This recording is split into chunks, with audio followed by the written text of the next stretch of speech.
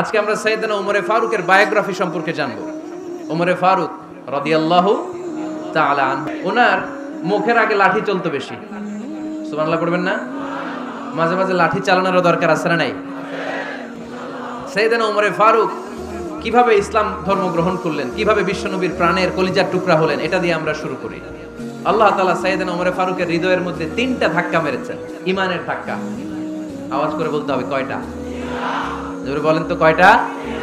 3টা ঈমানি ধাক্কা। এক হচ্ছে বিশ্বনবীর দোয়ার ধাক্কা, এক কি? দোয়ার ধাক্কা। 2 হচ্ছে সূরা হাক্কা দিয়ে দিয়েছেন আল্লাহ এক ধাক্কা, সুবহানাল্লাহ পড়বেন না? 3 হচ্ছে সূরাতু তাহা দিয়ে আল্লাহ দিয়েছেন আরেকটা ধাক্কা। এই 3টা ঈমানি ধাক্কা যখন সাইয়েদনা ওমর ফারুকের হৃদয়ে লাগলো, উনি পড়তে আরম্ভ করেছেন আশহাদু আল্লা ইলাহা ইল্লাল্লাহ ওয়া আশহাদু আন্না মুহাম্মাদান আবদুহু ওয়া রাসূলুহু। চিল্লায়ে পড়েন আল্লাহু আকবার। বিশ্বনবী মক্কায় বসে বসে তাহাজ্জুদের সালাত পড়ে আল্লাহর কাছে দোয়া করলেন, আল্লাহুম্মা আইজ্জাল ইসলাম বিআহাব্বির রাজুলাইনি ইলাইক। ও আল্লাহ, 2 জন লোকের নাম বলবো, 2 জনের দরকার নেই। এই 2 জনের একজনকে আপনি ইসলামের সুশীতল ছায়া তোলে এনে ইসলামকে বিজয় দান করে দেন। মুহূর্তের মধ্যে দোয়াটা কবুল করে নিয়েছে কে?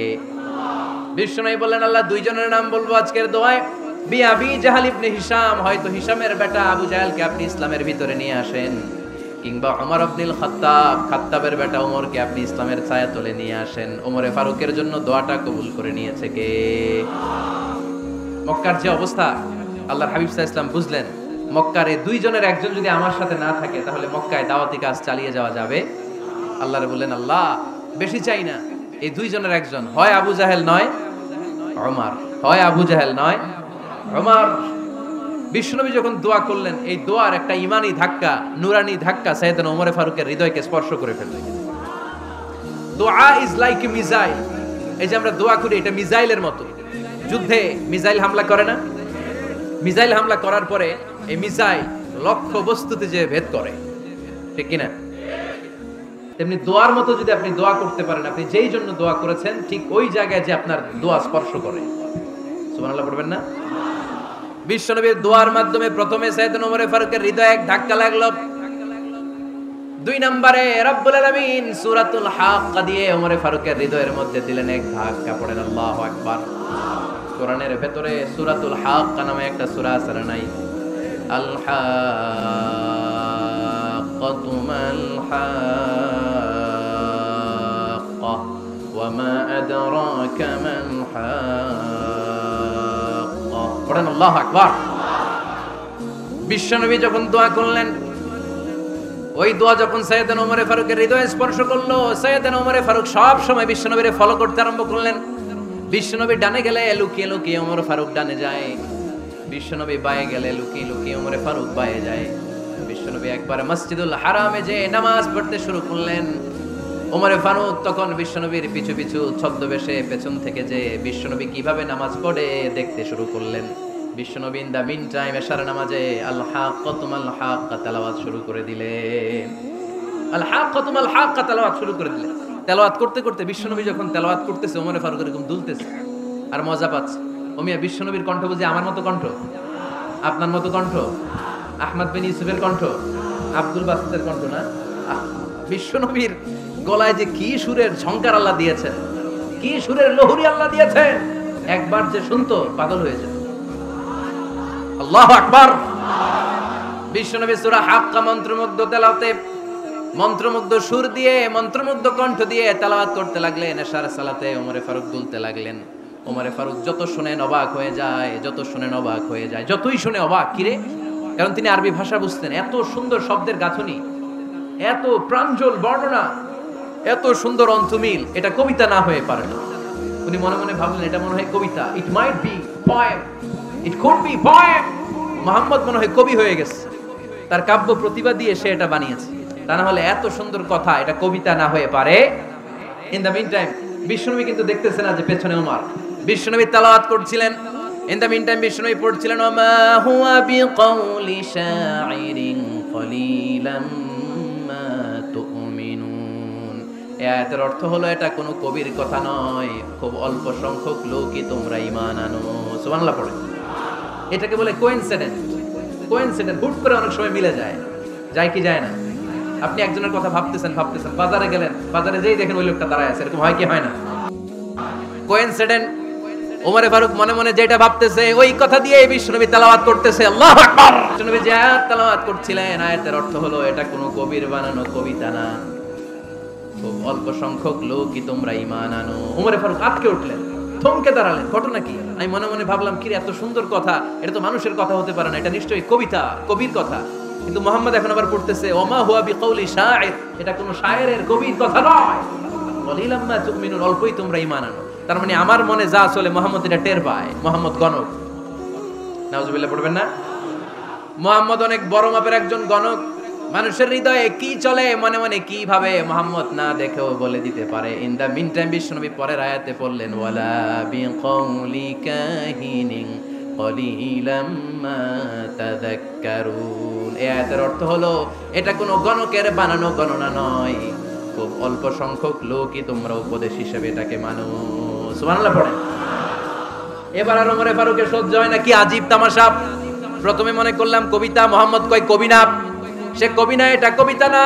তারপর ভাবলাম সে গণক, সে আয়াত পরে পরে বলে দিল এটা গণনা নয়, তাহলে এটা কি? এটা কি কবিতাও না, গণনাও না, তাহলে এটা কি? বিশ্বনবী তখন বললেন তানজিলুম মির রাব্বিল আলামিন। সুবহানাল্লাহ পড়েন। পরের আয়াত ছিল তানজিলুম মির রাব্বিল আলামিন। এটা দুনিয়ার কোনো কবির বানানো কবিতা না, এটা কোনো গণকের গণনা না, এটা কোনো সাহিত্যিকের বানানো সাহিত্য নয়, এটা মহাবিশ্বের পরিচালক রব্বুল আলামিনের কাছ থেকে পাঠানো কিতাব কোরআন। সূরা হাক্কার ধাক্কায় ওমরে ফারুক কাইত। প্রথমে ধাক্কাটা লাগলো যে দোয়া। বিষ্ণুবী তাহাজ্জুদে কেঁদে দোয়া করলেন, আল্লাহ হয় আবু জাহেলের দিবা নাইলে ওমরের দিবা। ওই দোয়া ওমরে ফারুকের হৃদয়ে ছোঁয়া লেগেছে।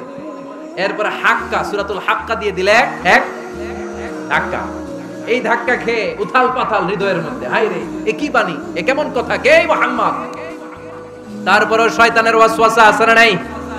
আল্লাহ বলে যতই ওয়াসওয়াসা ওমরকে দেয়া হোক, আমি ওমরে ফারুককে এই মুসলিম উম্মতের সেনাপতি বানিয়ে ছাড়বো, আমি সেনাপতি বানাবো। এবার 3 নাম্বার ডোজ। ডাক্তারের কাছে গেলে প্রথমে দেখবেন সিম্পল ডোজ দেয়, নরমাল ওষুধ, এটাতে কাজ না হলে ডোজ বাড়ায়, একেবারে কাজ না হলে অ্যান্টিবায়োটিক মারে, আছে না নাই? আল্লাহ প্রথমে দোয়ার ছোঁয়া লাগালেন, তারপর সূরা হাক্কা দিয়ে ধাক্কা মারলেন। এরপরে রব্বুল আলামিন বলেন এবার 3 নাম্বার ডোজ, সূরা তহা দিয়ে আমি তোমার হৃদয়টারে উজালা বানায় দেব রে ওমর। শয়তান ওদিক দিয়ে ওয়াসওয়াসা, খেলা দুই দিক থেকে চলতেছে। আল্লাহ তাআলা হেদায়েতের রাস্তায় টানছে, শয়তান জাহান্নামের দিকে টানছে। ঘোষণা দেয়া হলো মক্কায়, মুহাম্মদের মাথা কেটে এনে দিলে এত এত স্বর্ণ মুদ্রা দেয়া হবে। ওমরে ফারুক রাজি হয়ে গেলেন, নাঙ্গা তলোয়ার নিয়ে বিশ্বনবীর মাথা কাটার জন্য ছুটলেন। নাউজুবিল্লাহ পড়বেন না? বনু জাহরা গোত্রের এক লোক বলে, আইনা ইয়া ওমর, কই যাও? মুহাম্মদের মাথা কাটতে যাই। আরে মুহাম্মদের মাথা কাটতে যাও? তোমার বোন ফাতিমা বিনতে খাত্তাব আর তোমার বোন জামাই সাঈদ কদ সাবা, এরা তো ধর্ম ত্যাগ করে ফেলছে, এটা তো আমাদের ধর্ম ত্যাগ করে মুহাম্মদের ফলোয়ার হয়ে গেছে। আগে ওমর ঘর সামলাও, পরে মুহাম্মদের মাথা কাটতে যেও। ওমরে ফারুক অবাক হয়ে গেলেন, তলোয়ার নিয়ে বিশ্বনবীর দিকে না যেয়ে নিজের বাড়ির দিকে চলে গেলেন। বিশ্বনবীর আপন বোন ফাতিমা বিনতে খাত্তাব, বোন জামাই সাঈদ আর খাব্বাব রাদিয়াল্লাহু তাআলা আনহু তিনজন মিলে সূরা তাহা তেলাওয়াত করছিলেন। পড়েন সুবহানাল্লাহ। মক্কায় লুকিয়ে লুকিয়ে দাওয়াত হতো।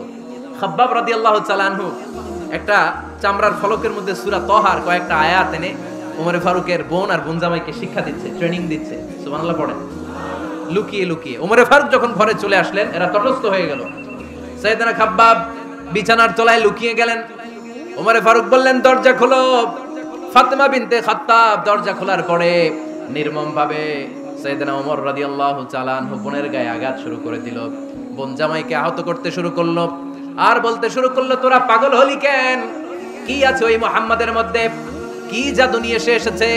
সে যাই বলে লোকজন পাগল হয়ে যায়, সবাই তার উপর কালিমা পড়ে ঈমান এনে ফেলে। কি এমন জিনিস তোদের কাছে আছে যেটা দেখে মুহাম্মদকে তোরা ভালোবাসলি? কি আছে? কি পড়তেছিলি আমারে দেখা। ফাতেমা বলে, ইন্নাকা রিজসুন লা ইয়ামাসসুহু ইল্লাল মুতাহহারুন। আমার ভাই ওমর, তুমি নাপাক। তুমি কি? লা ইয়ামাসসুহু ইল্লাল মুতাহহারুন, পবিত্রতা অর্জন না করে এই কোরআন ধরা যায় না। সুবহানাল্লাহ পড়েন। ওমরে ফারুক গোসল করে আসলেন, কারণ ধাক্কা তো আগে কয়েকটা খাইছে। কথা বোঝেন নাই বোধহয়? প্রথমে দোয়ার ধাক্কা, পরে কোন সূরা দিয়ে ধাক্কা? হাক্কা দিয়ে ধাক্কা। 3 নম্বরে এখন আরেকটা ধাক্কা খাবে। গোসল করে আসলেন, ফাতেমা বিনতে খাত্তাব বললেন, গোসল যখন করে এসেছেন এই নেন। ওমরে ফারুক এবার চামড়ার কাপড়ের মধ্যে সূরা তহার প্রথম আয়াতের দিকে নজর করলেন, নজর করেই কোরআনের প্রেমে পড়ে গেলেন। পড়েন সুবহানাল্লাহ। ওমরে ফারুক পড়তে আরম্ভ করলেন, তহা মা আনজালনা আলাইকাল কুরআনা লিতাশকা ইল্লা তাযকিরাতাল লিমান ইয়াখশা তানজিলাম মিম্মান খালাকাল আরদা ওয়াস সামাওয়াতিল উলা। সুবহানাল্লাহ পড়েন। উনি পড়তে আরম্ভ করলেন, তহা মা আনজালনা আলাইকাল কুরআনা লিতাশকা, এই কোরআনকে আমি তোমাদের হতভাগ্য জাতি হিসেবে দুনিয়ায় থাকার জন্য পাঠাই নাই। এটা রব্বুল আলামিনের পক্ষ থেকে এসেছে। যারা রবকে ভয় করে তাদের জন্য আছে উপদেশ। যিনি আকাশ বানিয়েছেন, জমিন বানিয়েছেন, ওই আল্লাহ তাআলা নিজেই এই কোরআন পাঠিয়েছে। আওয়াজ করে পড়তে হবে আল্লাহু আকবার। উনি খুব ভালো আরবি জানতেন। সূরা তাহা পড়ার পরে আর ধৈর্য ধারণ করতে পারে না। ওমর ফারুক ছোট্ট বাচ্চার মতো কান্না শুরু করে দিলেন। আল্লাহু আকবার। সূরা তাহাটা হাতে নিয়ে, তলোয়ারটা হাতে নিয়ে বিশ্বনবীর দিকে ছুটতে আরম্ভ করলেন। আইনা মুহাম্মদ, কোথায় মুহাম্মদ? তোমরা আমাকে মুহাম্মাদের কাছে নিয়ে চলো। বিশ্বনবী তখন সাফা পাহাড়ের পাদদেশে দারুল আরকাম ইবনে আলকামের ঘরে লুকিয়ে লুকিয়ে কোরআনের দাওয়াত দিতে। ওমরে ফারুককে পাগলের মতো ছুটে আসতে দেখে বিশ্বনবীর চাচা হামজা ইবনে আব্দুল মুত্তালিব বলল, নবী আপনি পালান। ওই যে খাত্তাবের বেটা ওমর আপনাকে অপমান করার জন্য, আক্রমণ করার জন্য তেড়ে এসেছে। সাহাবীরা বললেন, নবী আপনি পালিয়ে যান, আমরা সামাল দেব। বিশ্বনবী বললেন, না আমি পালাবো না, বরং তোমরা সরে যাও। ওমর ইবনে আল খাত্তাবকে আমার দরবার পর্যন্ত আসতে দাও। আমার তো মনে হচ্ছে ওই যে তাহাজ্জুদের নামাজ শেষে চোখের পানি ছেড়ে যে আমি আল্লাহর কাছে দোয়া করেছি, আজকে আমার ওই দোয়াটা কবুল হতে শুরু করেছে। আমার তো মনে হচ্ছে আমার দোয়া কবুল হবে, আসতে দাও। ওমর ফারুক এসে বললেন, আশহাদু আল্লা ইলাহা ইল্লাল্লাহ ওয়া আশহাদু আন্না মুহাম্মাদান আবদুহু ওয়া রাসূলুহু, আমি সাক্ষ্য দিলাম আল্লাহ ছাড়া কোনো ইলাহা নাই, নিশ্চয়ই আপনি আল্লাহর প্রেরিত বান্দা এবং রাসূল। পড়েন সুবহানাল্লাহ। ওমর ফারুক যখন কালিমা শাহাদা পড়ে মুসলমান হয়ে বিশ্বনবীর হাতে হাত রাখলেন, মুসলিম সাহাবীদের মধ্যে খুশি আর আনন্দের বন্যা বয়ে গেল। মুসলিম হাতে গোনা সাহাবারা আল্লাহর প্রশংসা করলেন। বিশ্বনবী সাইয়েদ ওমর ফারুককে জড়িয়ে ধরলেন। ওমর ফারুক এবার বিশ্বনবীরে বললেন, নবী গো, আলাসনা আলাল হক, আমরা কি সত্যের উপরে আছি নাকি আমরা ভুলের উপরে আছি? বিশ্বনবী বললেন, বালা নাহনু আলাল হক, আমরা এই সত্যের উপরে আছি। সুবহানাল্লাহ পড়েন। আলাসনা আলাল হক, নবী আমরা কি সত্যের উপরে নাই?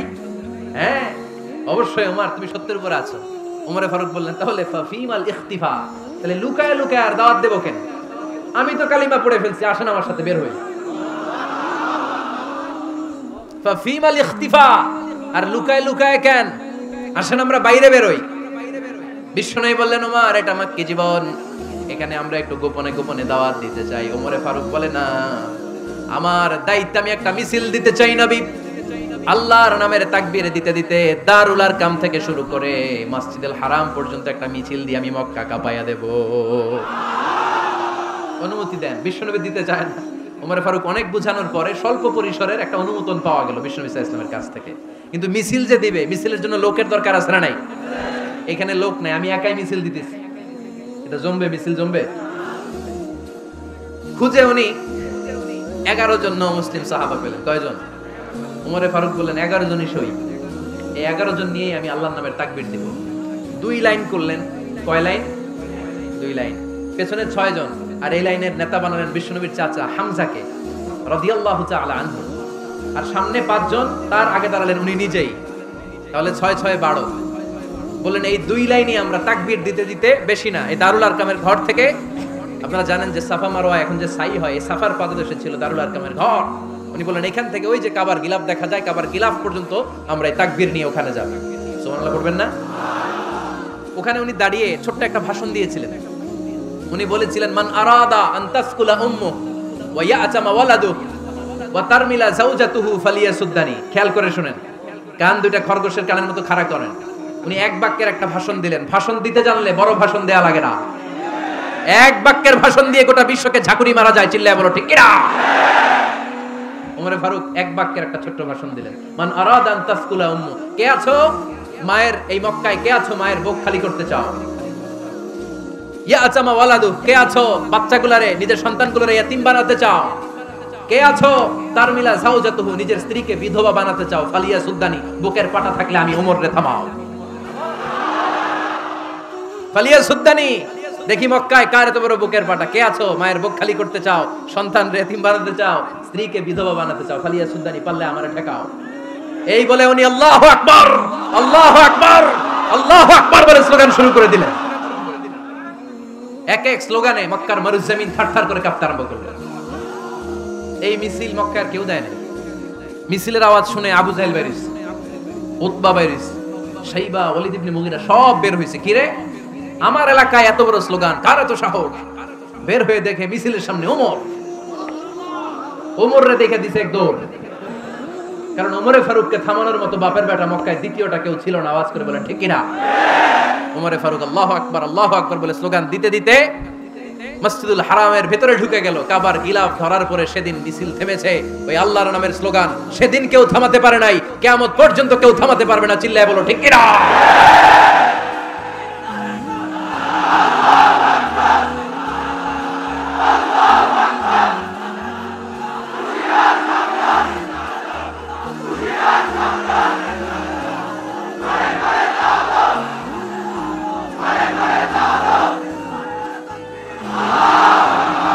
ওইরকম একটা ওমরের দরকার, আমাদের বেশি চাই না। জোরে বলেন ঠিক কিনা? দাও খোদা দাও আমায় আবার ওমর দারাজ দিল, দাও খোদা দাও আমায় আবার ওমর দারাজ দিল, দাও আলীর মতো বীর সেনানি, আলীর মতো বীর সেনানি জাগাতে নিখিল, দাও খোদা দাও আমায় আবার ওমর দারাজ দিল। সুবহানাল্লাহ পড়েন। একটা ওমর লাগবে, চিল্লায় বলেন কয়টা? ওই ওমরের অপেক্ষায় বাংলাদেশ সহ গোটা মুসলিম উম্মাহ, ঠিক কি না? একটা ওমরই যথেষ্ট। আমাদের সেন্ট্রাল লিডারশিপ নাই তো, আমাদের কি এদিকে লাথি মারলে আমরা ওইদিকে যাই, ওদিক থেকে গুতা মারলে আমরা এদিকে যাই? আমাদের রিপ্রেজেন্টেটিভ, আমাদের প্রতিনিধিত্ব করার মতো কোনো কেন্দ্রীয় লিডারশিপ নেতৃবৃন্দ গোটা বিশ্বে নাই, ঠিক কি না? আমরা সেই ওমরে ফারুকের অপেক্ষায়, আমরা সেই ইমাম আল মাহদির অপেক্ষায়। এই ওমরে ফারুক আমাদের মডেল, ঠিক কি না? থার্ড ইন পজিশন এই পুরো উম্মতের মধ্যে ওনার পজিশন নাম্বার 3। 1 নাম্বার পজিশন বিশ্বনবীর, কার? 2 নাম্বার পজিশন কার? আবু বকর। 3 নাম্বার পজিশন কার? ওমরে ফারুকের। বিশ্বনবী বলতেন লা নবিয়্যা বা'দি, লা নবিয়্যা বা'দি, আমার পরে কোনো নবী নাই। ওয়ালা রাসূলা, আমার পরে কোনো রাসূলও নাই। আমার নবীর পরে আর কোনো নবী আছে? আমার নবীর পরে আর কোনো রাসূল আছে? এই যে কাদিয়ানি যে একটা সম্প্রদায় আছে, এরা কি মুসলিম নাকি অমুসলিম? মুসলিম সম্প্রদায়ের সাথে এদের কোনো সম্পর্ক নাই। চিল্লা বলেন ঠিক কিনা? এরা যদি মুসলমান হতে চায়, আমার নবী দ্য লাস্ট মেসেঞ্জার বিশ্বনবীকে খাতামুন নবী হিসেবে সংবাদ সম্মেলন করে গোটা বিশ্বকে জানাই দিতে হবে, তারপরে তাদেরকে আমরা মুসলিম হিসেবে স্বীকৃতি দিব। চিল্লায় বলেন ঠিক কিনা? তা না হলে তারা কোন ধর্মের এটাকে জানাই দিতে হবে। No inferiority complex, no identity crisis. Identity ক্রাইসিসে থাকা যাবে না। আপনারা কোন ধর্মের এটা জানাই দেন। আপনারা বিশ্বনবীরও শেষ নবী মানবেন না, আবার মুসলিম বলেও নিজেদেরকে ট্যাগ লাগাতে চাইবেন। সাধারণ মুসলমানরা এটা এই ধোঁকাবাজি মানে না। চিল্লায় বলেন ঠিক কিনা? আমার নবীর পরে কোনো নবী নাই, আমার রাসূলের পরে কোনো রাসূল নাই, ঠিক কিনা? আল্লাহর হাবিব বলতেন লাউ কানা বা'দি নাবিয়্যুন লাকানা উমর, তবে আমার পরে যদি নবী হওয়ার যোগ্যতা কারো থাকে, আমার ওমরের ওই যোগ্যতা আছে। সুবহানাল্লাহ পড়েন। প্রভু তুমি বলেছো রাসূল দেবে না, বলনি দেবে না ওমর, বলনি দেবে না হামজা তারি, খালিদ বিজয় সমর। প্রভু তুমি বলেছো রাসূল দেবে না, বলনি দেবে না ওমর, বলনি দেবে না হামজা তারি, খালিদ বিজয় সমর। প্রভু তুমি বলেছো রাসূল দেবে না। সুবহানাল্লাহ পড়েন। এজন্য আমরা একটা ওমর চাই। কয়টা? বেশি লাগবে?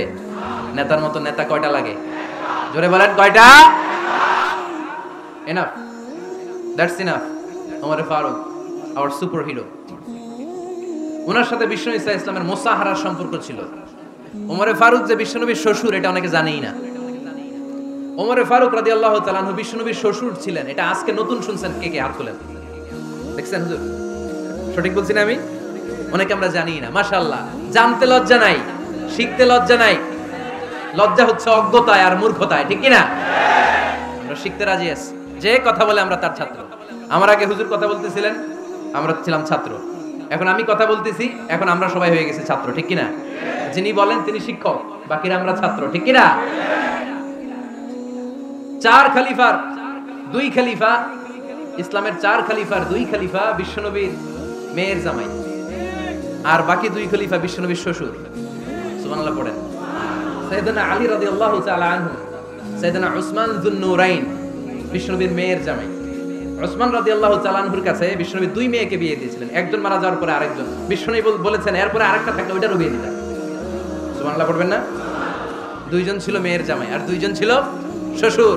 সাইয়েদনা আবু বকর শ্বশুর, বিশ্বনবীর স্ত্রী আম্মাজান আয়েশা রাদিয়াল্লাহু তাআলা আনহার বাবা। বিশ্বনবীর স্ত্রী আম্মাজান হাফসা রাদিয়াল্লাহু তাআলা আনহার বাবা ছিল সাইয়েদনা ওমর ফারুক। চিল্লায়ে পড়ে আল্লাহু আকবার। জানো তো পজিশন না? সাইয়্যিদু কুহুলিল জান্নাহ।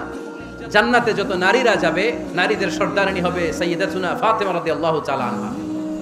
এই ফরিদপুরের যত ইয়াং স্টারেরা, তোমরা যারা জান্নাতে যাবে, তোমাদের লিডার হবে সাইয়েদনা হাসান আর হুসাইন রাদিয়াল্লাহু তাআলা আনহুমা। আর বয়স্ক মুরব্বীরা যারা জান্নাতে ঢুকবেন, আপনাদের লিডার হবে সাইয়েদনা আবু বকর আর সাইয়েদনা ওমর ফারুক রাদিয়াল্লাহু তাআলা আনহু। সুবহানাল্লাহ পড়তে পারলেন না? ওমর ফারুক এটা সাধারণ কোনো ক্যারেক্টারিস্টিক্স নয়। ওনাকে আল্লাহ তাআলা নলেজও দিয়েছেন, আবার দ্বীনদারিও দিয়েছেন। আমার দ্বীনি ভাইয়েরা, খেয়াল রাখবেন, কোনো আলেমের মধ্যে বা কোনো নেতার মধ্যে যদি এই দুইটার সমন্বয় আপনি পান, যে তার জ্ঞানও আছে আবার দ্বীনদারিও আছে, he belongs the knowledge and he belongs the taqwa, সে গোটা বিশ্বকে জয় করে ফেলবে, ঠিক কি না? যার মধ্যে জ্ঞান আছে, যার মধ্যে তাকওয়া আছে, তারে কেউ থামায় রাখতে পারে? ওমর ফারুককে এই দুই নেয়ামত দিয়ে ধন্য করেছে কে? সহিহ বুখারীর বর্ণনা, বিশ্বনবী সাহাবীদের সামনে একটা স্বপ্নের কথা বলছেন। বিশ্বনবী বললেন, আমি স্বপ্নে দেখলাম আমার আঙ্গুলের ফাঁকা থেকে দুধ বের হচ্ছে। আমি তৃপ্তি সহকারে দুধ খেলাম। খাওয়ার পরে দেখলাম আঙ্গুলের মধ্যে একটু দুধ লেগে আছে। আমার আঙ্গুলে অতিরিক্ত লেগে থাকা দুধটা আমি ওমর ফারুকের মুখের মধ্যে লাগিয়ে দিলাম। সাহাবারা বললেন, ইয়া রাসূলুল্লাহ, ইয়া হাবিবাল্লাহ, মাযা আওয়ালতা বিহি, এই স্বপ্নের আপনি কি ব্যাখ্যা করলেন? আমরা তো বুঝলাম না। বিশ্বনবী বললেন, আওয়ালতু বিহি আল ইলম, আমি এই দুধ দিয়ে জ্ঞানের ব্যাখ্যা করেছি, কারণ ওমরকে আল্লাহ যেই জ্ঞান দিয়েছে গোটা বিশ্বের কাউকে এত জ্ঞান দেয় না। এজন্য স্বপ্নে যদি কেউ দেখেন যে আপনি দুধ খাচ্ছেন, তার মানে আল্লাহ তাআলা আপনার জ্ঞান বাড়ায় দিবেন। ওমর ফারুককে দুধ খেয়ে অতিরিক্ত দুধের অংশটা বিশ্বনবী আবু বকর রাদিয়াল্লাহু তাআলা আনহুর মুখে দেন নাই, সাইয়েদনা উসমানের মুখে দেন নাই, আলী রাদিয়াল্লাহু তাআলা আনহুর মুখে দেন নাই। স্বপ্নে ওই অতিরিক্ত লেগে থাকা দুধটা বিশ্বনবী ওমর ফারুকের ঠোঁটের মধ্যে লাগিয়ে দিয়েছেন। এই হাদিস থেকে প্রমাণ হয় আল্লাহ তাআলা জ্ঞানের নিয়ামতে সাইয়েদনা ওমর ফারুককে ধন্য করেছেন। আবার বুখারীর বর্ণনা, বিশ্বনবী সাল্লাল্লাহু আলাইহি ওয়াসাল্লাম আরেকটা স্বপ্নের বর্ণনা দিচ্ছেন। তিনি বললেন, তোমাদের সবাইকে স্বপ্নে আমার সামনে দাঁড় করানো হলো। আমি দেখলাম তোমাদের কারো জুব্বা নাভি পর্যন্ত, কারো জুব্বা হাঁটু পর্যন্ত, কারো জুব্বা টাকনু পর্যন্ত। ওমরে ফারুককে যখন স্বপ্নে আমার সামনে দাঁড় করিয়ে দেয়া হলো, আমি দেখলাম ওমরের জুব্বা এত লম্বা, ওমর টেনে হিচড়ে তার জুব্বা নিয়ে সামনে হেঁটে যাচ্ছে। সাহাবারা বললেন, ফামাযা আওয়ালতা বিহি ইয়া রাসূলুল্লাহ, ও আল্লাহর রাসূল, এই স্বপ্ন দিয়ে আপনি কি বোঝাতে চাইলেন? আমরা কিছু বুঝলাম না। বিশ্বনবী বললেন, আউয়ালতু বিহি আদ-দীন, আমি এই হাদিসের দ্বারা দ্বীনের ব্যাখ্যা করলাম। যার জামা যত লম্বা তার দ্বীনদারি তত বেশি। সুবহানাল্লাহ, আসতে পড়েন। স্বপ্নে দেখলেন কোন সাহাবীর জুব্বা নাভি, কোন সাহাবীর হাঁটু, কারোটা টাকনু, কিন্তু ওমর ফারুকের জুব্বা এত লম্বা, ইয়াজুরু থাওবাহু, তিনি তার জুব্বা টেনে হিচড়ে যাচ্ছেন। বিশ্বনবী বললেন, এটা দ্বারা আমি দ্বীন, আমি তাকওয়া, দ্বীনদারি, তাকওয়া, এটার ব্যাখ্যা করেছি। তার মানে ওমর ফারুকের তাকওয়ার সামনে সব তাকওয়া পানি হয়ে যাবে। কোন সুবহানাল্লাহ। আল্লাহ তাআলা সাইয়েদনা ওমর ফারুককে দ্বীনের জ্ঞান দিয়েছেন, তাকওয়া দিয়েছেন। যুবক ভাইরা, যাকে আল্লাহ তাআলা দ্বীনের জ্ঞান দেয়, যাকে আল্লাহ তাআলা তাকওয়ার এই গুণ দিয়ে সমৃদ্ধ করে, তার জন্য গোটা বিশ্বের সব দরজাগুলোকে ওপেন করে দেয় কে? কত বড় মুত্তাকি ছিলেন সাইয়েদনা ওমর ফারুক। মদিনার সমাজে কয়জন মুনাফিক ছিল বিশ্বনবী ছাড়া কেউ বলতে পারতেন না। বিশ্বনবী কোন সাহাবীকে মুনাফিকদের লিস্ট দিয়ে যান নাই, একজন সাহাবী ছাড়া। দেখি কেউ বলতে পারেন কিনা ওই সাহাবীর নাম? কি নাম? হুযায়ফা ইবনুল ইয়ামান রাদিয়াল্লাহু তাআলা আনহু। ওনাকে বলা হতো সাহিবু সিররি রাসূলিল্লাহ, আল্লাহ রাসূল সাল্লাল্লাহু আলাইহি ওয়াসাল্লামের গোপন তথ্যের ধারক বাহক। সুবহানাল্লাহ পড়বেন না?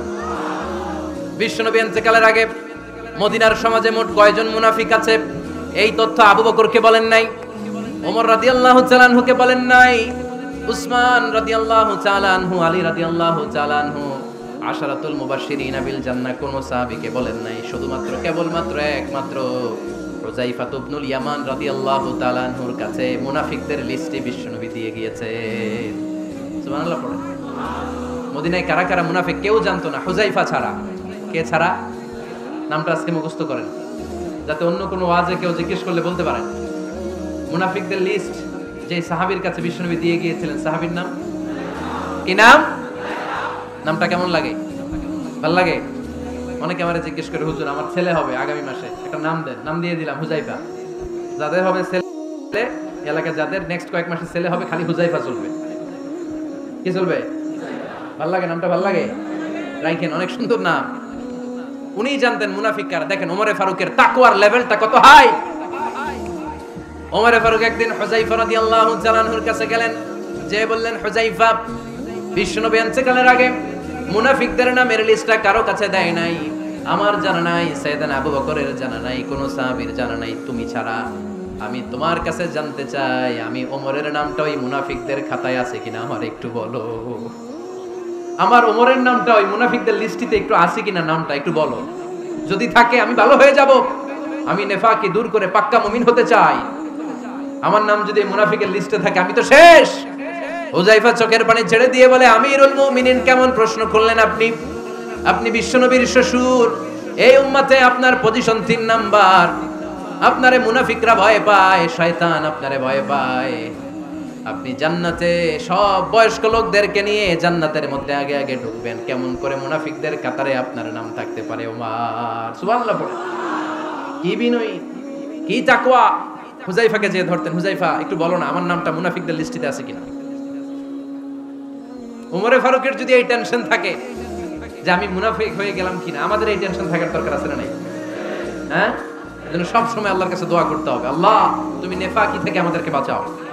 আরো জোরে পড়েন আমিন। ওমরে ফারুক রাদিয়াল্লাহু তাআলা আনহু আমাদের সুপার হিরো, আমাদের সবাই বলেন আমাদের। উনি কত বড় সুপার হিরো শুনেন। উনি জুমার খুতবা দিচ্ছেন। কি দিচ্ছেন? মসজিদে নববীতে।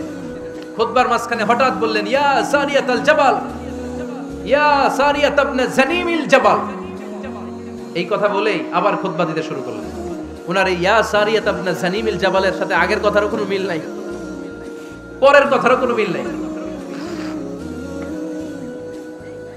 জুমার নামাজের পর মুসল্লি সাহাবারা ধরলেন, বললেন, ইয়া আমিরাল মুমিনিন। খুতবার মাঝখানে হঠাৎ করে ইয়া সারিয়াত ইবনে জানিমিল জাবাল বলে আপনি চিৎকার করলেন কেন?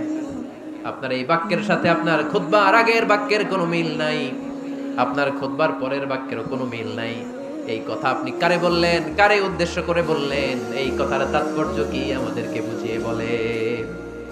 ওমরে ফারুক বললেন, আমি যখন খুতবা দিচ্ছি আমি দেখতে পেলাম ওই যে কয়েক মাস আগে আমি আমার মুসলিম সেনাবাহিনী পারস্য আক্রমণের জন্য পাঠিয়েছি বর্তমান ইরান। ইরানের ওই বিশাল এলাকাতে পারস্যে আমি আমার ব্যাটালিয়ন পাঠিয়েছি। আমি হঠাৎ করে দেখতে পেলাম আমার মুসলিম বাহিনীর সেনাপতি যুদ্ধের এক পর্যায়ে তার ডানে আছে উপত্যকা, বায়ে আছে পাহাড়। সে পাহাড়ি রাস্তা ছেড়ে দিয়ে উপত্যকার দিকে যেতে শুরু করেছে। আমি দেখতে পেলাম আমার মুসলিম বাহিনী যদি উপত্যকার দিকে ছুটে বেড়ায়, কাফির মুশরিকরা আমার মুসলিম বাহিনীকে কচুকাটা করে ফেলবে। তাই আমি এখান থেকে তাদেরকে কমান্ড দিয়ে বলেছি, ইয়া সারিয়াতাল জাবাল, উপত্যকার দিকে নয় পাহাড়ের দিকে যাও, তাহলেই তোমাদের বিজয় নিশ্চিত হয়ে যাবে। উপত্যকার দিকে যেও না, ইলাল জাবাল, ইলা সারিয়াতিল জাবাল, পাহাড়ের দিকে ছোট। সাহাবারা অবাক, ঘটনা কি? উনি বসে আছেন মদিনায় মসজিদে নববীর মিম্বারে দাঁড়িয়ে। উনি যদি ইয়া সারিয়াতাল জাবাল বলে, এটা কি ইরানে যাবে নাকি? ও মিয়া, তখনকার সময়ে বর্তমানের মতো মোবাইল ছিল নাকি, ইন্টারনেট ছিল নাকি, কিছু ছিল? খালি মুখে আমি যদি বলি ইয়া সারিয়াতাল জাবাল, এটা ইরানে যাবে, ইন্ডিয়ায় যাবে, ঢাকায় তো যাবে না, ফরিদপুর শহরেই তো বসবে না, ঠিক কিনা? কিন্তু এটা আমিরুল মুমিনিন বিশ্বাসী সাহাবারা বিশ্বাস করে নিল। কিছু মুনাফিক ছিল, এরা কয় না ঝামেলা আছে, এটা তো সম্ভব না। এক কাজ করি, এই সেনাপতি যখন বিজয়ী বেশে মদিনায় ফিরে আসবে আর আমরা ধরবো। এরা দিন গুনতে লাগলো, এই সেনাপতি মুসলিম বাহিনী নিয়ে পারস্য জয় করে কবে ফিরে আসবে। এই মুনাফিকের দলগুলো কখনো সেনাবাহিনীকে অভ্যর্থনা জানাতে যেত না, কিন্তু এইবার সবার আগে মদিনার উপকণ্ঠে যে সেনাপতিদেরকে অভ্যর্থনা জানানোর জন্য ফুল নিয়ে রেডি। ফুল নিয়ে দাঁড়ায় সেনাপতি ঢুকার সাথে সাথে ধরছে, এই সেনাপতি কোত্থেকে আসছে? কয় পারস্য জয় করে আসছি। কয় এমন এমন দিন, জুমার দিন দুপুরবেলা যুদ্ধের মাঝখানে আমিরুল মুমিনিনের কণ্ঠের কোন কথাবার্তা শুনছো নাকি? সেনাপতি অবাক, কয় তোমরা জানলা কেমনে? শুনছি তো। সুবহানাল্লাহ পড়বেন না? আমরা যুদ্ধে একটা ভয়ঙ্কর অবস্থার মধ্যে ছিলাম, পেছন থেকে শত্রু আমাদেরকে আক্রমণ করতে শুরু করে দিল। ডানে যাব না বায়ে যাব, সামনে যাব নাকি পেছনে যাব, রাস্তা খুঁজে পাচ্ছি না। ডান দিকে ছিল আমাদের উপত্যকার রাস্তা, বাঁ দিকে ছিল পাহাড়ি পথ। আমরা সোজা পথ হবে মনে করে উপত্যকার দিকে ছুটতে আরম্ভ করলাম। হঠাৎ করে আমিরুল মুমিনিনের কণ্ঠ বজ্র কণ্ঠে আমার কানের মধ্যে ভেসে আসলো। আমার মনে হলো আমিরুল মুমিনিন কেমন যেন আমাকে কমান্ড দিচ্ছেন আর বলছেন, ইয়া সারিয়াতাল জাবাল, ডান দিকে উপত্যকার পথে নয়, তাড়াতাড়ি পাহাড়ের দিকে সৈন্যবাহিনী নিয়ে উঠে যা। পাহাড়ের দিকে, ডানে না, this is wrong track and this is the right track. ওই দিন যদি ওমরে ফারুকের ওই গাইডলাইন, আমিরুল মুমিনিনের কমান্ড যদি আমি না শুনতাম, আজকে বিজয়ের বেশে ফিরতেও পারতাম না, আমাদের চেহারাও তোমরা দেখতে পেতে না। ওমরে ফারুকের ওই কমান্ড, ওই গাইডলাইন অদৃশ্য থেকে শোনার কারণে এই পারস্যের মধ্যে আমাদেরকে সেই যুদ্ধে বিজয় দান করেছে কে? দিস ইজ ওমরে ফারুক, দিস ইজ ওমরে ফারুক। বিশ্বনবী বলতেন, ওমর মা লাকিয়াকা শাইতানু সালিকান ফাজ্জান ইল্লা সালাকা ফাজ্জান গায়রা ফাজ্জিক। ওমর, শয়তান ইবলিস যদি তোমারে কোনো রাস্তা দিয়ে হাঁটতে দেখে, শয়তান ওই রাস্তা রেখে দিয়ে অন্য রাস্তা দিয়ে হাঁটে। সুবহানাল্লাহ বাড়িতে যায় বললেন। কে বলতেছে? বিশ্বনবী। কার ব্যাপারে? ওমরে ফারুকের ব্যাপারে। শয়তান যদি দেখে যে ওমরে ফারুক এই রাস্তা দিয়ে হাঁটতেছে, শয়তান ওই রাস্তা রেখে দিয়ে অন্য রাস্তা দিয়ে হাঁটে। সুবহানাল্লাহ পড়েন। রাত্রিবেলা আমরা আমাদের বাচ্চা ছেলে মেয়েদেরকে যখন খাওয়াই, বাচ্চারা খেতে চায় না, এরকম হয় আপনাদের ফরিদপুর এলাকায়? এই এলাকায় হয় নাকি? খেতে চায় না বাচ্চারা, এই চকলেট দেখায়া, এই মিনা কার্টুন দেখায়া, এইটা সেটা এগুলো সেগুলো বলে, গল্প টল্প বলে ভুলায়া খাওয়ানো লাগে, তাই না? তারপরও খায় না। আমারও ছোট মেয়ে আছে, খেতে চায় না, এইটা সেইটা এমনি সেমনি খাওয়ানো লাগে। তো শেষে না পেরে মা বাবা বলতে বাধ্য হয়, ওই যে ভূত আসতেছে, ভূত, তাড়াতাড়ি তাড়াতাড়ি খাও, নাহলে যে ভূত ধরবে তোমার। ওই যে বাঘ আসতেছে, বাঘ, তাড়াতাড়ি খাইলে নাহলে বাঘে কামড়াবে। বলি না আমরা? আপনারা কি বলেন? ভূত। আর কি বলেন? হ্যাঁ হ্যাঁ, আচ্ছা, এক এক জায়গায় এক একটা আমরা বলি, ভূত আসবে, বাঘ খাবে, ভাল্লুক খাবে, তাড়াতাড়ি খাও। মদিনাতে যখন ওমরে ফারুক আমিরুল মুমিনিন, মদিনার মায়েরাও বাচ্চাদেরকে খাওয়াতে পারতো না, ছোট্ট মেয়েদেরকে খাওয়াতে পারতো না, খাওয়া নিয়ে যন্ত্রণা করতো। বাচ্চারা যখন মদিনায় খেতে চাইতো না রাত্রিবেলায়, মদিনার মায়েরা বলতো, তাড়াতাড়ি খাও, হা হুয়া ইয়াতি উমর, হা হুয়া ইয়াতি উমর, তাড়াতাড়ি খা, নাহলে ওই যে ওমর আসতেছে, Omar. This is our super hero সাইয়েদনা ওমর ফারুক রাদিয়াল্লাহু তাআলা। শুধু শয়তানি ভয় পেত না, মুনাফিকরাও ভয় পেত, জমের মতো ভয়। শুধু তাই না, আমাদের আম্মাজান বিষ্ণু ইসলামের স্ত্রীরাও ওমর ফারুককে ভয় পেতেন। সুবহানাল্লাহ কবেন না? মাঝে মাঝে বিষ্ণু ইসলামের সাথে আম্মাজান আয়েশার ঝগড়া হতো, হতো না? আপনাদের ফ্যামিলিতে ঝগড়া হয়? হয় না? হয় না? কার কার দেখি করে আল্লাহ, অনেক আল্লাহর ওলি আছে তো এই জায়গায়, ঝগড়া হয় না? কি কথা কয়, ঝগড়া হয় না বলে? বিশ্বনবীর ফ্যামিলিতে ঝগড়া হয়, আপনার ফ্যামিলিতে হয় না? মিষ্টি ঝগড়া। আর ও বিয়েই করে নাই,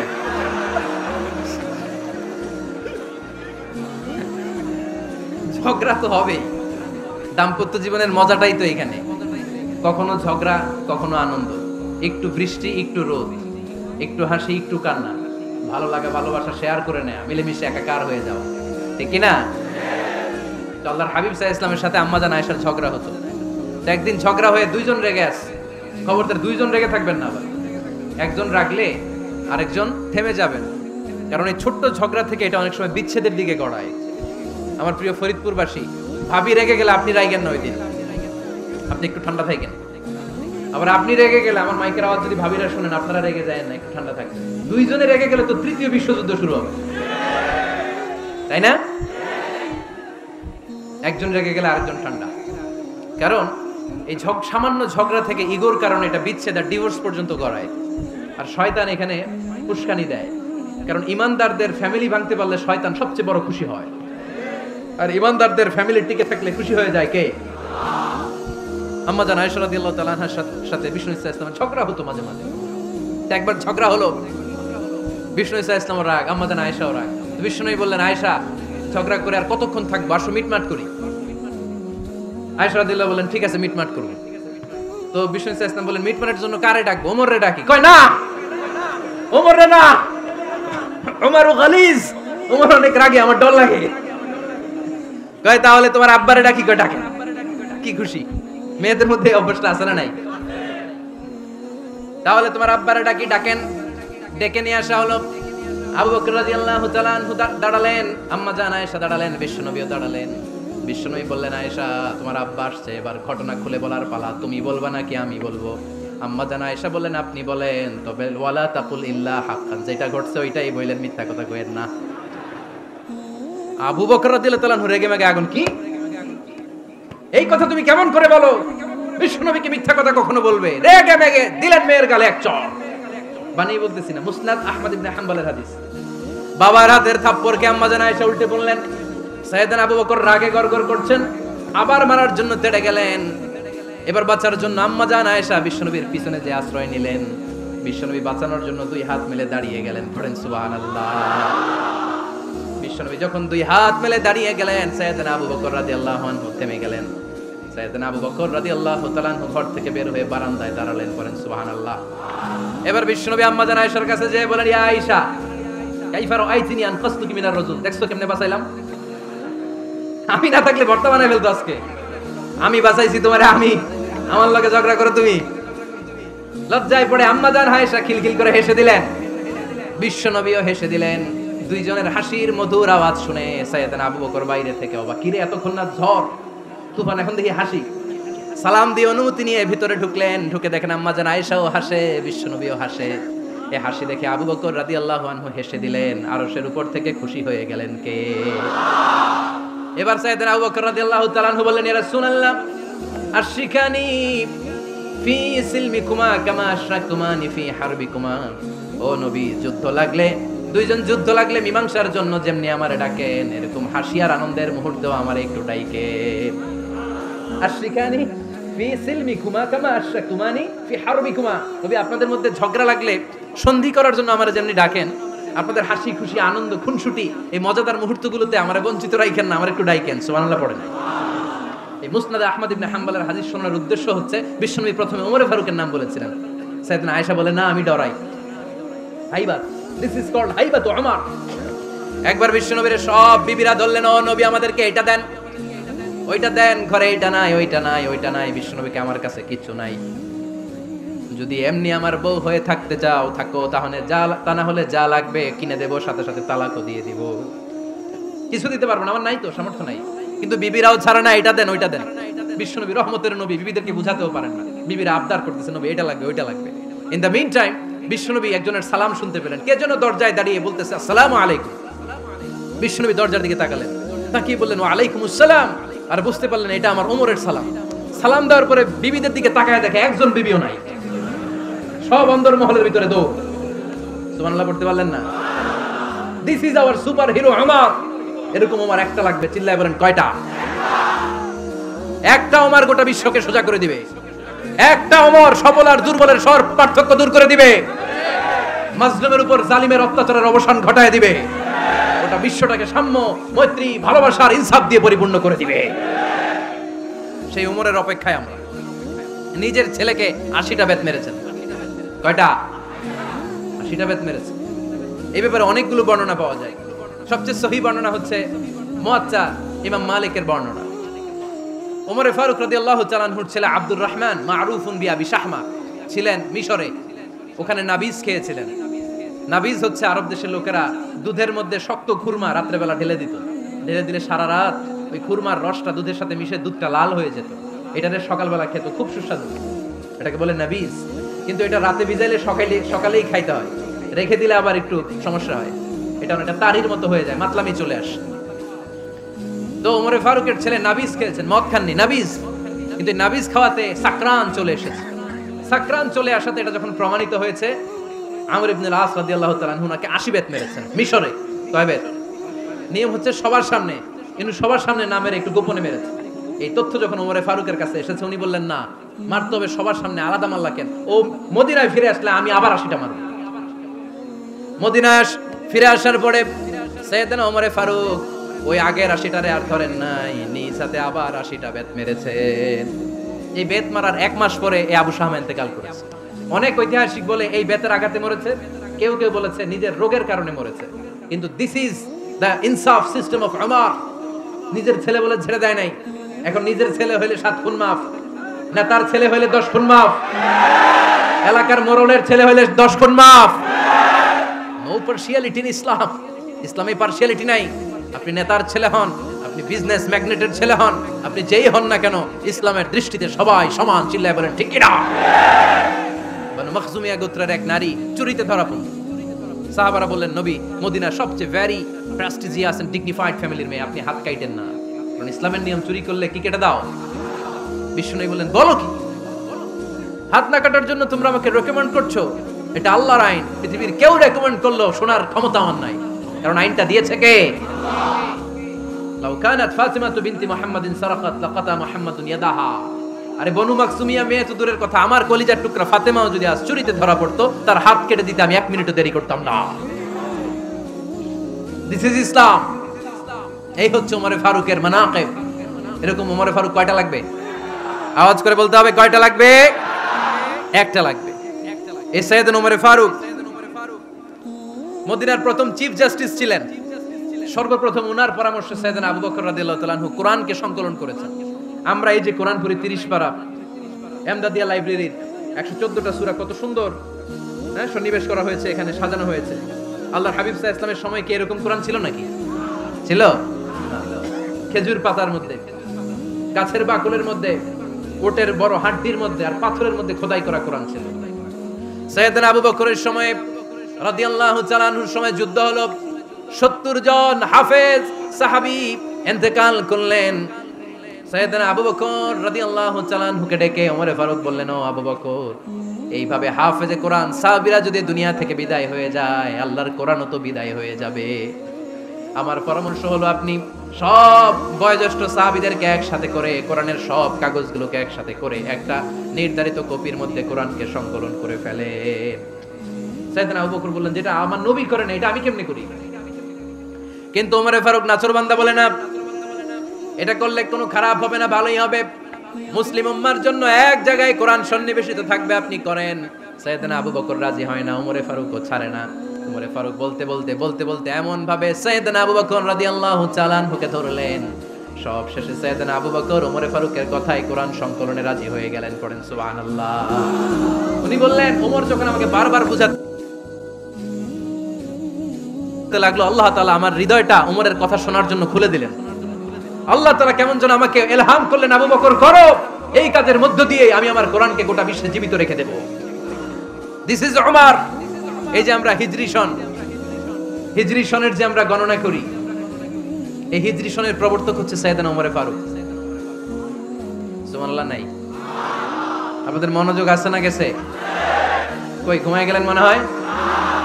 তাকবীর দেন তো একজন আওয়াজ করে।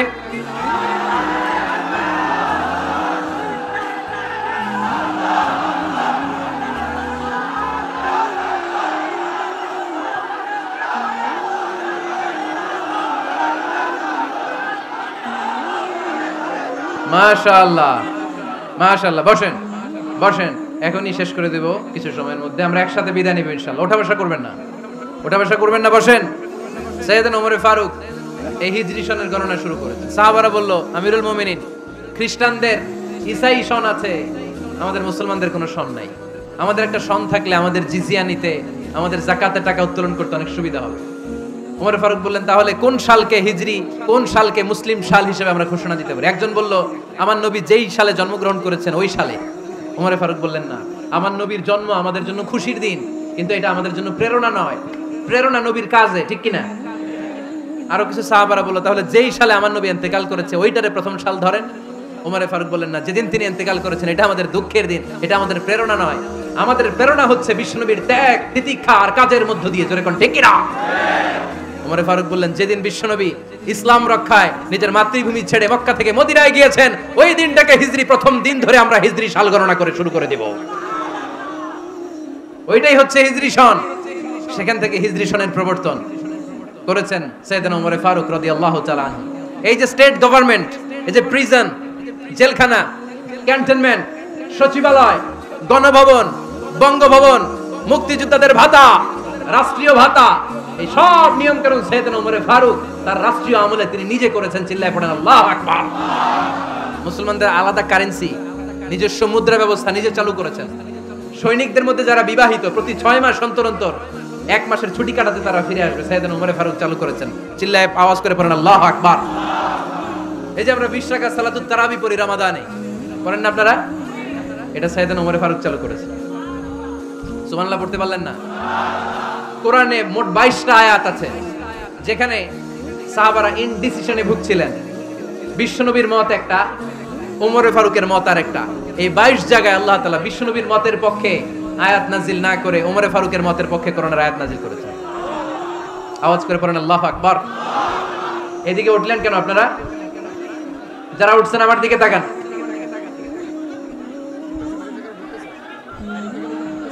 কিছু ভিতরে ঢুকতেছে, কিছু বাইরে দিতেছে না?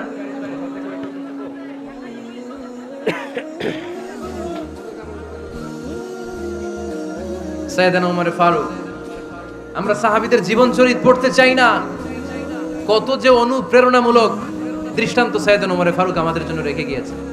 ওমর ফারুক যখন খলিফা, দিনের বেলায় যদি রাষ্ট্রে কোনো নিয়ম জারি করতেন, দিনের বেলায় জনগণকে কোনো বিষয়ে যদি নিষেধ করতেন, রাত্রে বেলায় খাওয়ার সময় ফ্যামিলি মেম্বারদের সবাইকে বলতেন এই দিনের বেলা আমি জনগণকে এই কাজ করতে নিষেধ করেছি, তোমরা আমার ফ্যামিলি মেম্বার, খবরদার তোমরা এই কাজ করো না। জনগণ করলে যতটুকু শাস্তি তোরা করলে পাবি ডবল শাস্তি। সুবহানাল্লাহ কইবেন না? আমাদের নেতারা ওই বাড়ির বিচার করে, ওই বাড়ির মাইয়ার বিচার, ওই বাড়ির পোলার বিচার, নিজের পোলা গাঞ্জা টানে আছে না নাই? নিজের মেয়ে অপরাধ করে আছে না নাই? কি নেতা ছিলেন ওমর ফারুক! আগে নিজের ঘর সামলিয়েছেন, আগে নিজেকে সামলিয়েছেন, নিজের ঘর ঠিক করেছেন। বলেছেন জনগণ করলে যত ব্যাদ, তোরা করলে ডবল ব্যাদ। দিস ইজ কল লিডার, ঠিক কি না? এক বাবা এসে বললেন ওমর ফারুক আমার ছেলে কথা শুনে না, বেয়াদব। ওমর ফারুক ছেলেরা ডাকলেন, বাবা তুমি তোমার আব্বাজানের কথা শোনো না, এটা তো কবিরা গুনাহ। ছেলে বলে ওমর ফারুক সব দায় দায়িত্ব আল্লাহ ছেলে মেয়েদেরকে দিয়েছে, বাবা মাকে কোনো দায়িত্ব দেয় নাই। ওমর ফারুক বললেন অবশ্যই দায়িত্ব দিয়েছে। তাহলে বলেন আমার বাবার দায়িত্ব কি? উনি বললেন প্রাইমারিলি প্রথমত 3 দায়িত্ব। আইয়ানতাকিয়া উম্মাহ, পৃথিবীর প্রতিটি বাবার উচিত ছেলেদের মেয়েদের জন্য ভালো মায়ের ব্যবস্থা করা। 2 নম্বরে আইয়ুহসিনা ইসমা, সুন্দর তার একটা নাম রেখে দেয়া। 3 নাম্বার ইউআল্লিমাহুল কিতাব, তার আল্লাহর কিতাব শিক্ষা দেওয়া। এবার ছেলেকে আমার আব্বা 3টার একটাও করে নাই। এবার ওমর ফারুক রেগে গেলেন, বাবার কাঁধে ধরলেন, বললেন তুই ছেলের জন্য বিচার নিয়ে আসলি, তোর 3টা দায়িত্বের একটাও তুই পালন করিস নাই। ছেলে বলে আমিরুল মুমিনিন, আমার মা নর্তকী, আমার মা মাজুসি, আমার মায়ের মধ্যে কোনো আদব কাদব নাই, সুন্দরী দেখে আমার মারে বাবা বিয়ে করছে, আমার মায়ের কাছ থেকে জীবনে কিছু শিখি নাই। 2 নাম্বার সাম্মানি খানফাসা, আমার বাবা আমার নাম রেখেছে চামচিকা। কি নাম রাখছে? এটা নাম হইলো একটা, এরকম উল্টাপাল্টা নাম আছে না নাই? না, এগুলো রাখবেন না। আব্দুল্লাহ রাখবেন, আব্দুর রহমান রাখবেন। আরেকটা কি বলছি আজকে? হুযায়ফা রেখে দিয়েন, পারবেন? ওয়ালাম ইউআল্লিমনি হারফাম মিন কিতাবিল্লাহ আমিরুল মুমিনিন। শুধু তাই না, আল্লাহর কোরআনের একটা অক্ষর আমার বাবা কোনোদিন আমারে শিক্ষা দেয় নাই। ওমর ফারুক রেগে গেলেন, এবার বাবার কান্দে ধইরা মারতে শুরু করলেন। তুই ফুলার নামে বিচার নিয়ে আইছিস, তোরে মার দিমু আগে। এরকম নেতার দরকার আছে না নাই? মদিনায় এক লোক তার বউরে রাগের চোটে 100 তালাক দিয়ে ফেলছে। কয় তালাক দেয়ার নিয়ম? কয়টা দিছে? কয়টা? এবার স্ত্রী কাঁদতে কাঁদতে এসে বলে আমিরুল মুমিনিন দেখেন আমার স্বামী আমারে রেগে মেগে 100 তালাক দিছে। ওমর ফারুক বললেন দইরা নিয়ে আয় এটারে। নিয়ে আসা হলো। ওমর ফারুক বললেন, কয়টা তালাক দিয়েছো? কয় 100টা। কেন দিছো? কয় মাথা গরম আছিল। এরকম আছে না? তালাক দেওয়ার সময় সব তালাক, তুই তালাক, তোর মা তালাক, তোর বোন তালাক, সব তালাক। তালাক দিবে ওয়াইফ রে, দিতেছে সবাই রে। তোমার ফারুক বললেন, দিবে 3টা, 100টা দিলা কেন? কয় মেজাজ গরম ছিল। কয় দাঁড়া, আত-তালাকু মিন শাআইরিল্লাহ, তালাক হচ্ছে আল্লাহর দেয়া বিধানের একটা নিদর্শন। এটা নিয়ে তুই খামখেয়ালি করলি। আমার রায় শোন, আমার রায় হচ্ছে 3 তালাকে তোর বউ তালাক, বাকি 97 তালাক তোর পিঠের উপরে পড়বে। এরকম বিচারের দরকার আছে না নাই? এরকম দৃষ্টান্তমূলক বিচার যদি বাংলার জমিনে দেয়া হতো, আর কোন নারী ধর্ষিতা হতো? আর কোন নারীকে অ্যাসিড মারা হতো? আর কোন নারী যৌতুকের জন্য কান্না করত? একটা আমল লাগবে, বেশি না। কয়টা লাগবে? তিনি গভর্নর সিস্টেম চালু করেছিলেন, governor system, Islamic state. Bahrain, Yemen, মিসর, কুফা, বসরা, মক্কা, মদিনা, এই 7 জায়গায় 7 জন গভর্নর পাঠিয়েছেন। তাদের থেকে তথ্য নিতেন। এই গভর্নর সিস্টেম উনি বানিয়েছেন। সাইয়েদনা আমর ইবনে আল-আস রাদিয়াল্লাহু তাআলা আনহুকে পাঠিয়েছেন মিশরে। মিশরে একটা দৌড় প্রতিযোগিতা হতো। ওই দৌড় প্রতিযোগিতায় আমর ইবনে আল-আস রাদিয়াল্লাহু তাআলা আনহুর ছেলে অংশগ্রহণ করেছে। কিন্তু এক মিশরি ওই দৌড় প্রতিযোগিতায় চ্যাম্পিয়ন হয়ে গেছে, রানার্স আপ হয়েছে আমর ইবনে আল-আসের ছেলে। এবার মিশরি ফার্স্ট আর গভর্নরের ছেলে সেকেন্ড। রাগের চোটে আমর ইবনে আল-আসের ছেলে ওই মিশরির মাথার মধ্যে কয়েকটা বাড়ি মেরেছে। মিশরি বলে, আমার মারলা কেন? তুমি খেলাই পারো না, আমারে মারলা কেন? কয়, আনা ইবনুল আকরামিন, আমি গভর্নরের পোলা, আমি যা বলবো এটাই হবে, আমার উপরে কথা নাই। মিশরি ওইখানে আর ঝগড়া বাঁধায় নাই, মনে দুঃখ নিয়ে মদিনায় চলে আসলেন। এসে বললেন, আমিরুল মুমিনিন, আপনি আমর ইবনুল আস রাদিয়াল্লাহু তাআলা আনহুকে মিশরের গভর্নর বানিয়ে পাঠিয়েছেন। একটা প্রতিযোগিতায় আমি চ্যাম্পিয়ন হয়েছি, ওনার ছেলে হয়েছে রানার আপ। কেন সে চ্যাম্পিয়ন হতে পারে নাই? এই কারণে আমার মাথায় লাঠি দিয়ে 3টা বাড়ি মেরে বিচারটা দিছে কার দরবারে? কথা বুঝেন নাই বোধহয়? ওমর ফারুকের দরবার। ওমর ফারুক বললেন, তাই আগামী বছরের অমুক তারিখ আমি সব গভর্নরদেরকে ডেকে হিসাব নেই, তো ওই দিন তুই থাকবি, পারবি না? মিশরে বলে, পারবো মানে অবশ্যই পারবো। ওই দিন 7 রাজ্য থেকে 7 গভর্নর হাজির, গভর্নরদের ছেলেরাও হাজির, মিশরীয় হাজির। 7 গভর্নরের কাছ থেকে 7 এলাকার খোঁজ খবর নেয়ার পরে ওমরে ফারুক বললেন, আইনাল মিসরি, মিশরি লোকটা কই, এদিকে আয়। মিশরি সামনে আসার পরে বলল, আমর ইবনুল আস, তুমি মিশরের গভর্নর, তোমার ছেলে সহ তুমি আসো। আমর ইবনুল আস এসে সামনে বসে রইলেন। এবার বললেন, ও আমর ইবনুল আসের ছেলে, তুমি নাকি ইবনুল আকরামিন গভর্নরের ছেলে, তুমি যা বলবা মিশরে নাকি তাই হবে, তোমার নাকি অনেক দাপট। নিজে একটা লাঠি এনে মিশরীর হাতে দিয়ে বলল, এবার তোর মাথায় যতটা মারছে তুই ততটা গুনে গুনে মার, আমি দেখবো। আমর ইবনুল আস দেখবে, আমর ইবনুল আসের ছেলেরে তুই এখানে মার। সে বলতেছে, থাক, আপনি বলছেন এতেই যথেষ্ট, মারা লাগবে না, আমি মাফ করে দিলাম। ওমরে ফারুক বলল, খবরদার, মার, মার ওর মাথার মধ্যে। মিশরি ওমরে ফারুকের ধমক শুনে ভয়ে ভয়ে 3টা বাড়ি মারল। এই বাড়ি মারা দেখেও ওমরে ফারুকের হৃদয় ঠান্ডা হয় নাই। লজ্জায় আমর ইবনুল আস, বয়স হয়ে গিয়েছে, সাহাবা, মাথা তখন টাক, মাথায় চুল নাই, লজ্জায় মাথাটা হেট হয়ে মাথাটা নিচু করে রেখেছে। এবার রাগের চোটে ওমরে ফারুক বললেন, এবার আমর ইবনুল আসের টাক মাথার মধ্যে একটা মার, মার। কেন ছেলেকে শিক্ষা দিতে পারে নাই? ইয়া আমর ইবনুল আস, মাতা জাআলতুমুন নাস আবিদা, তোমরা কখন মিশরীদেরকে নিজেদের দাস বানায় নিলা? ওয়াকাদ ওয়ালাদাতুম উম্মুহুম আহরারা, আর ওদের মায়েরা তো ওদেরকে স্বাধীন সন্তান হিসেবে প্রসব করেছে। মানুষদের উপর ক্ষমতাগিরি করার জন্য গভর্নর পাঠাই নাই। খবরদার, জনগণ, তাদেরকে দেখভাল করার জন্য তোমাদেরকে পাঠানো হয়েছে, তাদের উপর কোনো অত্যাচার করার জন্য নয়। চিল্লায় বলেন ঠিক কি না? এরকম নেতা কয়টা লাগবে? কয়টা? ওই নেতার নাম কি? ওমর। হা হুয়া ইয়াতি ওমর। 22 জায়গায় বিশ্বনবী কয় একটা, ওমরে ফারুক বলে আরেকটা।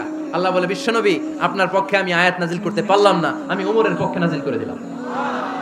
বিশ্বনবী বলতেন, ইন্নালি কুল্লি উম্মাতিন মুহাদ্দাস, সব উম্মতের মধ্যে, সব নবীর উম্মতের মধ্য থেকে একজন করে আল্লাহ তাকে মুহাদ্দিস বানাতো। মুহাদ্দিস না, মুহাদ্দাস।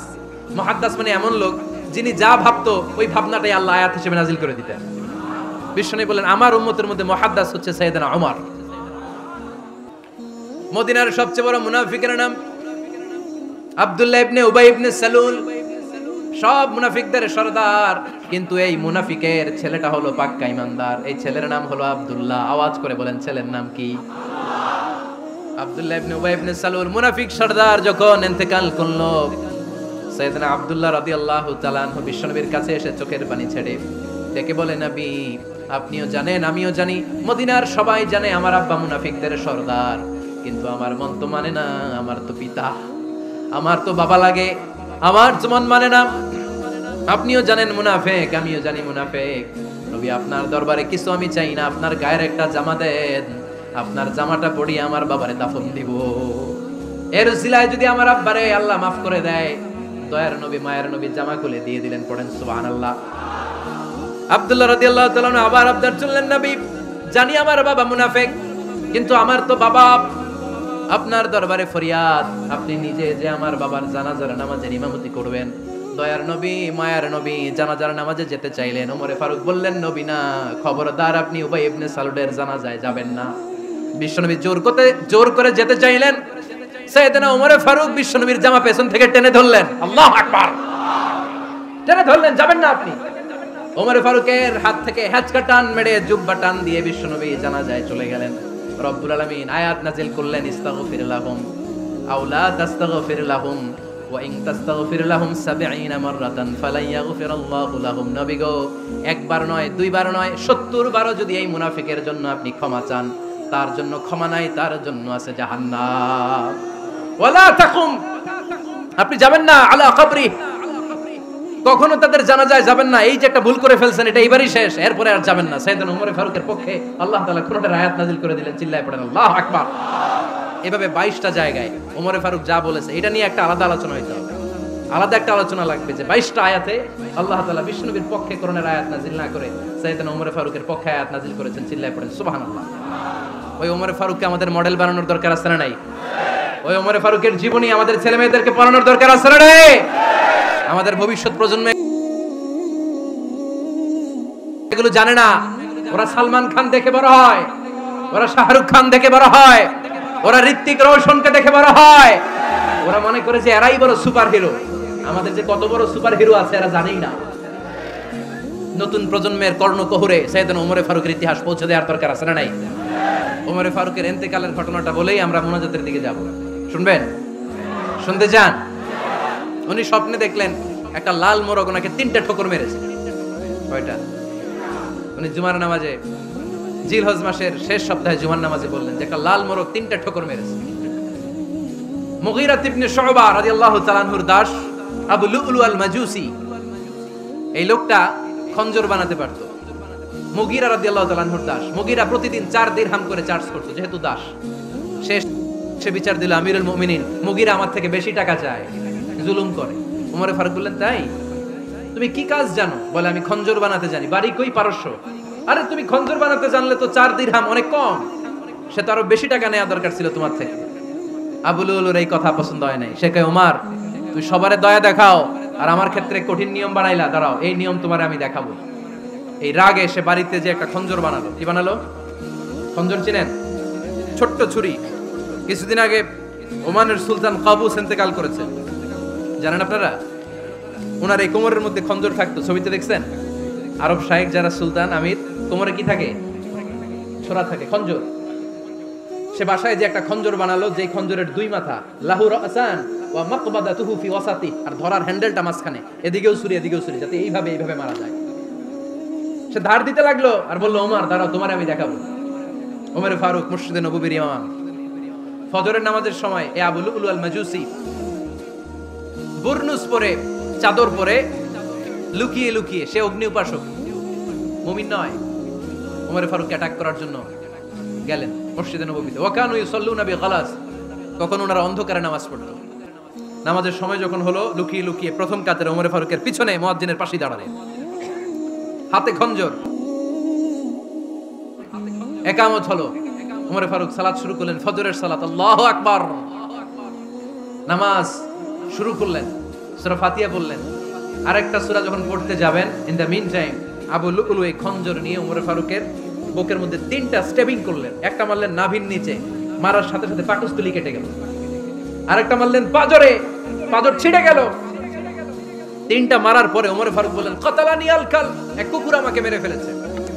পেছন থেকে এক সাহাবীকে টান মেরে সামনের দিকে নিয়ে গেলেন। তুমি নামাজের ইমামতি করাও। আর ওমরে ফারুককে বাকিরা ধরাধরি করে পেছনে নিতে আরম্ভ করলেন। আর এই আত্মাই আক্রমণ যে করেছে, সে কাতারের মাঝখান দিয়ে যেতে